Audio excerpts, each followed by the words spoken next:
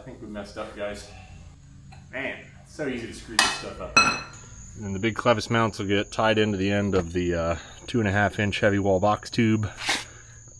Ground the loads all back to the frame, and then these ends are going to get bent. And then good morning, I'm Dan from Build to Explore, and today we're going to recap a little bit about what's been going on this summer and show you about the front bumper project that we're getting into. So, didn't get everything filmed just because with the summer everything's so busy, but we have been working on the 99 Jeep XJ, which is here, and been doing 24-hour rallies, so we've been putting some real abuse on the Jeep and needed some tougher bumpers. So we just finished up this rear bumper. I had 2 videos on the build, and I'll add some pictures here in a second of the rest of the build process, but get an idea what we were able to come up with. Did a little bit of dimple dye work here on the bottom, so should give the body a lot more protection. I like how added these struts to come out here and bolt on, so that way if you take a hit on the corner, it's got a fighting chance of actually holding up. And trimmed the unibody. Let me get you under here. Trim the unibody so everything sits way up out of the way, and should be pretty good. So back bumper, I'm really happy with how it turned out. Already have rock sliders done. These are 2x6 rock sliders that are tied into the frame. I have Iron Rock Off-Road frame stiffeners on everything, so they're good and out of the way. But on the front, in previous videos I'll card here, we did an undercover winch mount for a receiver winch mount.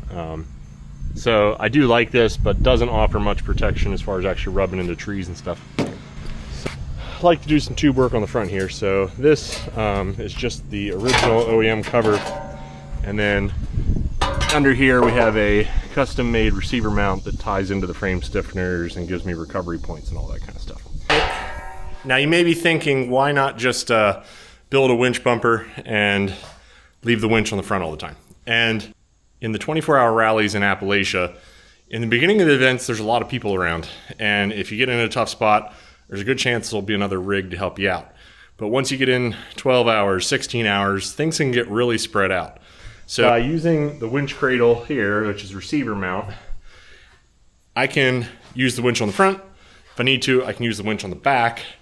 And even in other cases, if somebody's in a bad spot and they don't have the ability or a winch, I can even put that on any vehicle that has a rear receiver mount. It's a good solution. I think it's going to make making a clean looking front tube bumper a little bit tougher.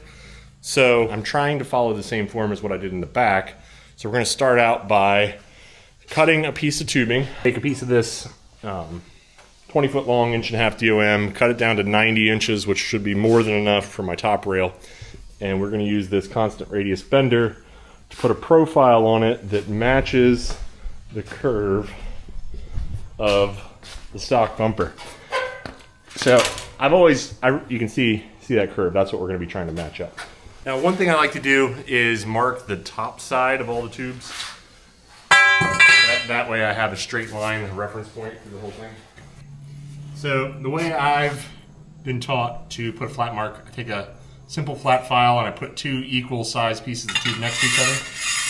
And I just lightly file.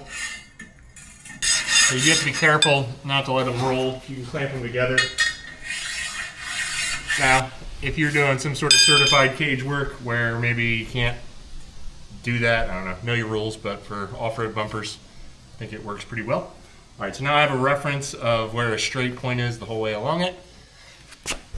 And we're going to use this Harbor Freight constant radius tubing bender. So this is a gradual process, you know, I would say this is borderline for what this machine can handle. So something else I did on the first one, and the reason I didn't videotape this step, you know, I'm not an expert with any of this stuff. I watch a lot of YouTube, figure out what I'm doing, and that was a learning curve for me. So this is something else that I did on the first one.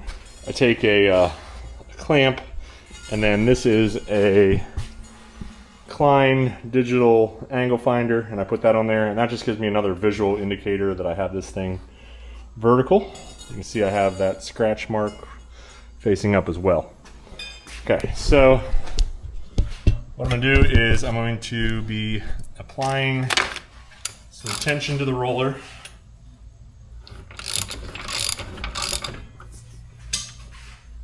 And you can't, honestly, you can't put a ton of tension into these.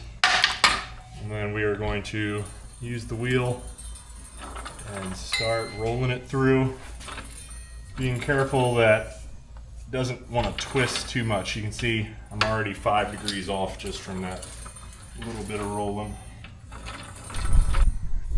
This tube is really twisting, so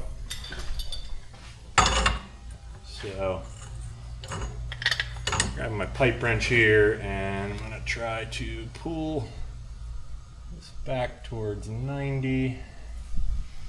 Maybe I'll hold that while I'm running through one more time. I think it's gonna fight me. All right, we're back at our starting point. Now I'm coming through. I'm going to be tightening that again.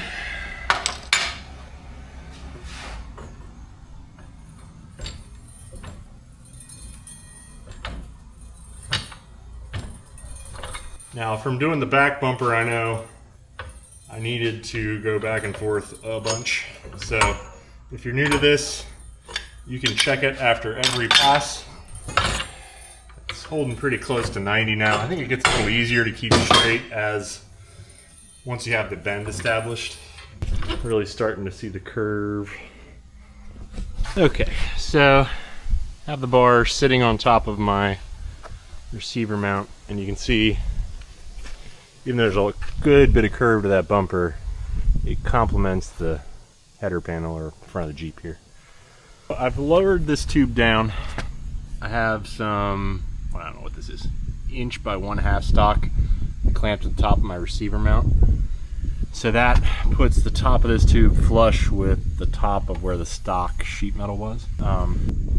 So I've got the start of my bend here marked on each side, 19 inches in from the end of my 90-inch tube, and we're going to start bending these. They won't be quite a 90 because we're going to try to match the angle of this fender coming back. I think this has a 3-degree back, or it'll spring about 3 degrees. So I think we're going to go to about 83. I think we messed up, guys.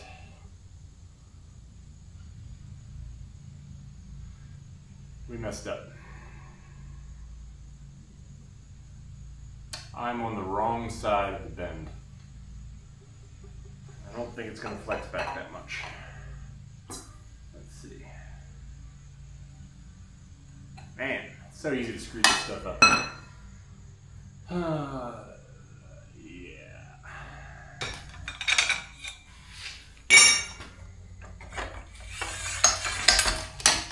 Confidence of going way down that this tube's going to be savable. But not much to lose at this point.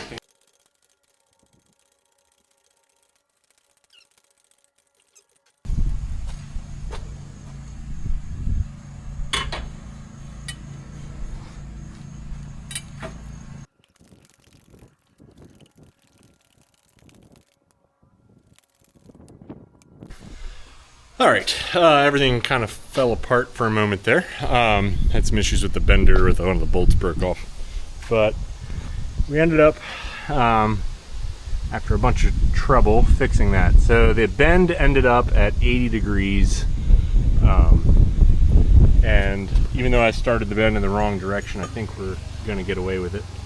So you can see this is gonna end up getting cut off probably at the angle of that line, because there's a good chance these fender flares are going to get cut out at some point. So if we measure from the bracket where the original bumper mounted out to where I started my bend, that's 8 inches. So my original marks that I was figuring out, since everything shifted that way because of my little bend snafu, I remarked it. So this is where my die is going to be, and then the bend's going to come this way and wrap around that corner.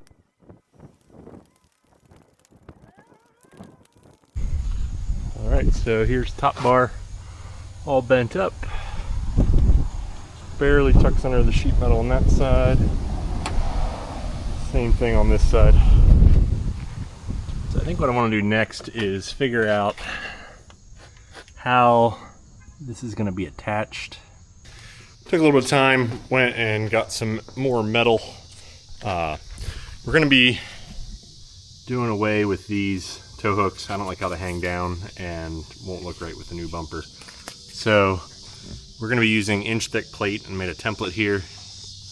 And this plate is going to sit on the outrigger of the receiver mount, and it's going to be coped for the top tube and the bottom tube, and then it'll work with your traditional clevis like that. And there'll be one of those on each side, get burned into the main tube, so that way all the tube work is really rigidly held together.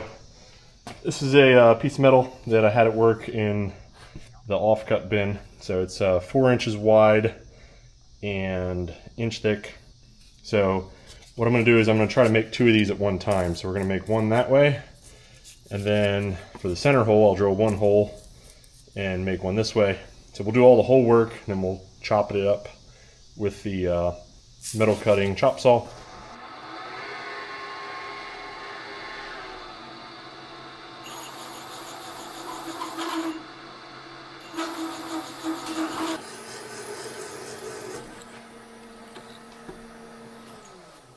Alright. So hole saws, in my opinion, aren't really designed to drill that deep in steel.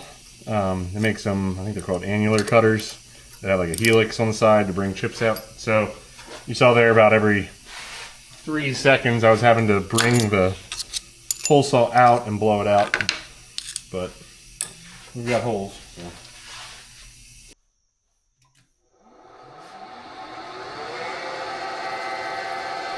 So this is the start button, so you push that hard, the black one. Okay, and this is the stop button. I'm going to push the stop button, I'll show you how it works. Good. Okay, now hit the start button again. Alright, the bigger the drill bit, we want it to go slower, so we'll turn that knob down a little bit. Okay. Now you pull your hand on here, and we're just going to pull down a little bit. And every now and then, you lift up. Okay.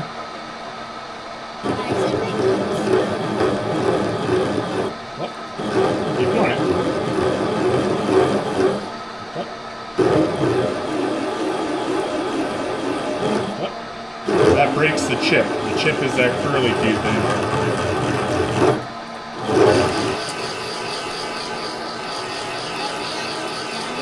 Yep. There it is. It's a 1 inch hole through a 1 inch plate steel. Pretty cool, huh? You did it. Good job. Alright, so got these roughed out on the chop saw. Most of the metal's gone. Need to notch out this piece where it's going to fit around the bumper, and I think I want to try to do that with the end mill.